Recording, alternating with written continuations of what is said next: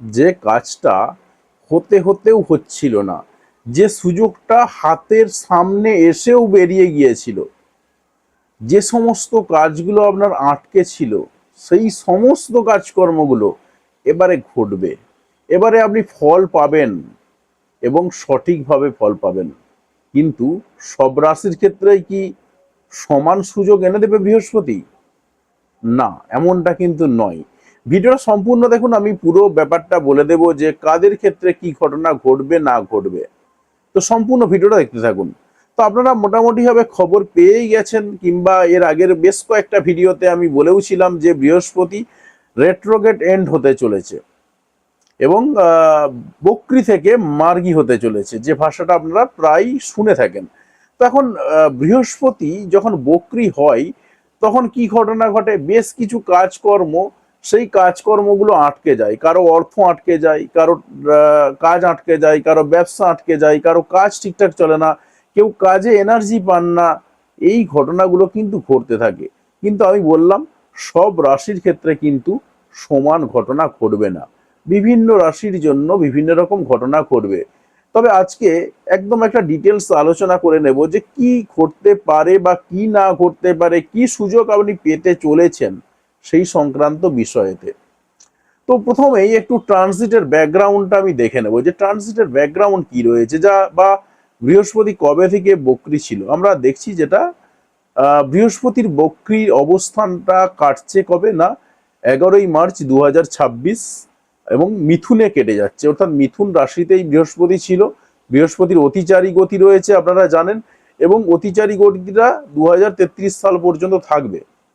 তো আপাতত মিথুন রাশিতেই বক্রী ছিল, মিথুন রাশিতেই বক্রী কেটে যাচ্ছে। এবার দেখুন বক্রী ছিল কতদিন, তার আগে তো একটু দেখে নেওয়া যাক যে কবে থেকে বক্রী ছিল। তার কারণ এই সমস্ত ঘটনাগুলোর উপর বেস করে কিন্তু সমস্ত জিনিসটা দাঁড়িয়ে রয়েছে। বৃহস্পতি বক্রী যখন হয়েছিল তখন সময়টা ছিল 2025 সালের নভেম্বর মাস এবং 12ই নভেম্বর। 12ই নভেম্বর 2025 বৃহস্পতি বক্রী হয়েছিল, এবং ঠিক মার্চ মাসে এসে কিন্তু বৃহস্পতি তার বক্রী অবস্থানটা পরিবর্তন করছে। এবং আমরা যদি দেখি যে ঠিক কোন জায়গাতে বা কোন অবস্থানে পরিবর্তন করছে, সেই জায়গাটা একটু আপনাদেরকে ক্লিয়ার করে দিচ্ছি। বৃহস্পতি 11 তারিখে, অর্থাৎ 80°57' 17" এই জায়গাতে কিন্তু বৃহস্পতির বক্রী বা রেট্রোগেট অবস্থাটা এন্ড হচ্ছে মিথুন রাশিতে। এবার দেখুন কিছু ঘটনা ঘটবে, কিছু পরিবর্তন ঘটবে। কিরকম পরিবর্তন ঘটবে? প্রথমেই আমরা একটু ব্যাকগ্রাউন্ডটা দেখে নিই, এই মুহূর্তে কে কোথায় বসে আছে। যারা জ্যোতিষ নিয়ে চর্চা করেন তারা তো জানেনই, আর যারা জ্যোতিষ নিয়ে চর্চা করেন না বা চর্চা করলেও মোটামুটি ভাবে অতটা মনে নেই, তাদের একটু ধরিয়ে দিচ্ছি আমি, বা একটু প্রত্যেককে রিমাইন্ড করে দিচ্ছি। এই মুহূর্তে বৃহস্পতি বসে রয়েছে মিথুন রাশিতে, কেতু রয়েছে সিংহ রাশিতে, তারপর কুম্ভ রাশিতে রয়েছে সূর্য, সান, মার্স, মার্কারি রেট্রোগেট অবস্থা বা বক্রী অবস্থায় রয়েছে, রাহু রয়েছে, মার্স রয়েছে বা মঙ্গল রয়েছে। তো আর কি, আর কেউ নেই এখানেতে। এবারে মীন রাশিতে কে রয়েছে? মীন রাশিতে শনি বসে রয়েছে, শনি এখন থাকবে। আর রয়েছে ভেনাস, ভেনাস আবার ট্রানজিট হয়ে যাবে আহ, একদম শেষের দিকে। তো ভিডিও দেওয়া রয়েছে, আপনি ভিডিও ডেসক্রিপশনে গিয়ে চেক করে নিতে পারেন যে মীন রাশিতে যে ভেনাস ট্রানজিট হয়েছে তার ফলাফল কি পাবেন। এবারে দেখুন কতগুলো ঘটনা, কিছু ঘটনা বদলে যাবে। কিরকম, কি কি ঘটনা? তিনটে রাশির জন্য কিন্তু খুব ভালো শুভ ফল রয়েছে, আবার বেশ কিছু রাশির জন্য কিন্তু ফলাফল মিশ্র রয়েছে। তো প্রথমেই দেখুন, বক্রী মানেটা হলো কিরকম? পৃথিবীর সাপেক্ষে পিছিয়ে যাওয়া। সে কিন্তু তার গতি কমাচ্ছে না, কিন্তু পৃথিবীর সাপেক্ষে আমরা দেখছি যেটা যদি সে হয়তো পিছিয়ে যাচ্ছে, আবার আস্তে আস্তে আস্তে আস্তে আবার পৃথিবীর সঙ্গে সে অ্যাডজাস্ট হয়ে যাচ্ছে, তখন সেটা স্থির হয়ে যাচ্ছে, বা পৃথিবীর সঙ্গে সে বক্রী থেকে সে মার্গী হয়ে যাচ্ছে।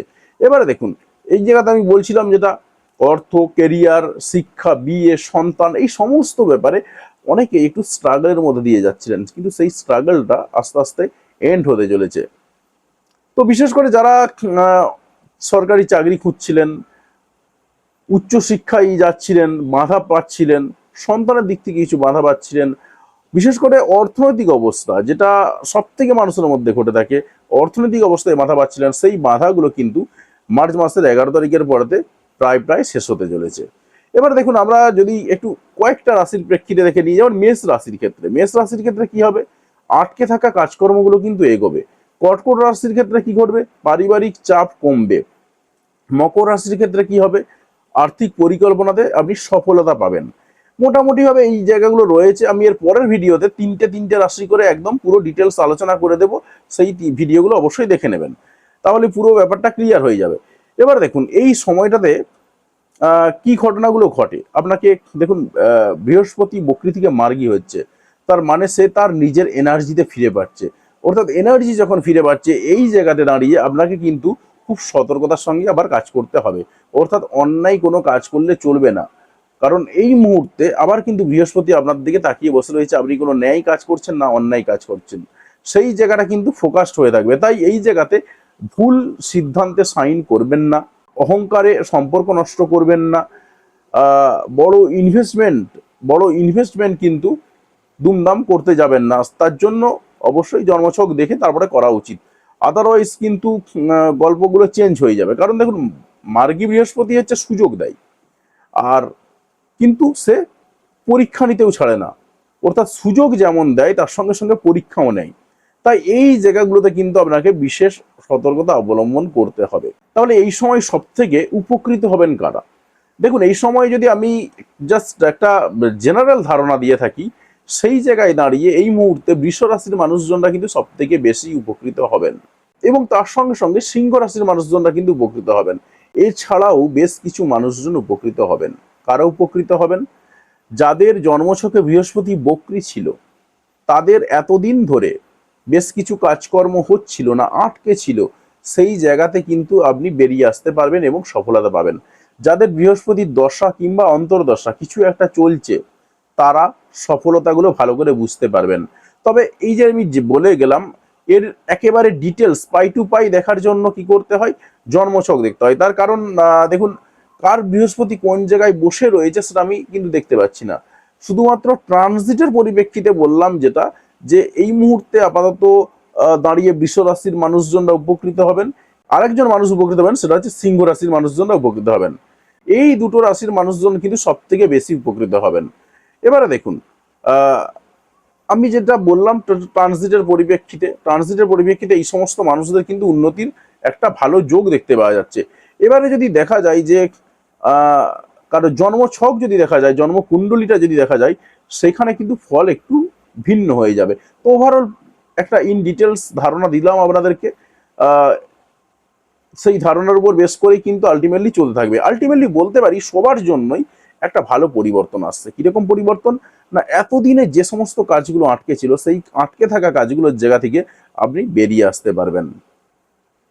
তার কারণ দেখুন, বৃহস্পতি মানে কি? জ্ঞান, ধর্ম এবং তার সঙ্গে নৈতিকতা। অর্থাৎ যাদের মধ্যে জ্ঞান রয়েছে, ধর্ম মেনে চলেন এবং নৈতিকতা রয়েছে, সব থেকে ভাইটাল জায়গা হচ্ছে নৈতিকতা। এই জায়গাগুলো যারা মেনটেন করে চলেন, তারা কিন্তু বৃহস্পতির সাথ পাবেন। সেটা তাদের জন্মছকে যদি বক্রীও থাকে, তারাও সাথ পাবেন। কোনো রকম কিন্তু সমস্যার কোনো কারণ নেই। বিশেষ করে যখনই বক্রী থেকে মার্গী হলো, সেই জায়গাতে কিন্তু ভালো সফলতা আপনি পাবেন। তো এই সময় যে বৃহস্পতি বক্রী থেকে মার্গী হলো, এই সময় আপনার কি করা দরকার? আপনার দেখুন, যেটা করা দরকার, আমি প্রথমেই বললাম বৃহস্পতি এতদিন বক্রী ছিল, এবারে মার্গী হলো, অর্থাৎ ফুল অ্যাক্টিভ হয়ে গেল। ফুল অ্যাক্টিভ হয়ে যাওয়া মানে আপনাকে কিন্তু আর খারাপ কাজ একেবারেই করা যাবে না। হ্যাঁ, আপনি খারাপ কাজ করেন না, কিন্তু যেটুকুও বা মাথার মধ্যে চিন্তা ভাবনা আসে মাঝে মধ্যে, সেই জায়গাটা আপনাকে ত্যাগ করতে হবে। অর্থাৎ আপনাকে অহংকার ছেড়ে নম্রতার দিকে পা বাড়াতে হবে। যারা গুরুজনের আশীর্বাদ নেবেন, তাদের কিন্তু উন্নতি হবে। তাহলে কমেন্টে অবশ্যই লিখে জানাতে ভুলবেন না যে গত মাসে বা গত কয়েকদিন ধরে আপনি কোন জায়গাতে বা আপনার কোন কাজটা সব থেকে বেশি আটকে ছিল। আর যদি মার্চ মাসের রাশিফলের ভিডিও এখনো না দেখে থাকেন, তাহলে এই ভিডিওটাতে মার্চ মাসের রাশিফলের সম্পূর্ণ ব্যাখ্যা দেওয়া রয়েছে, আপনি ভিডিওটা দেখে নিতে পারেন। তাহলে দেখা হচ্ছে পরের কোনো এক ভিডিওতে। ততক্ষণ পর্যন্ত ভালো থাকবেন, সুস্থ থাকবেন। ভিডিওটি দেখার জন্য আপনাকে অসংখ্য ধন্যবাদ। আর রাশিভিত্তিক ফলাফলগুলো আসছে সামনের ভিডিওতে।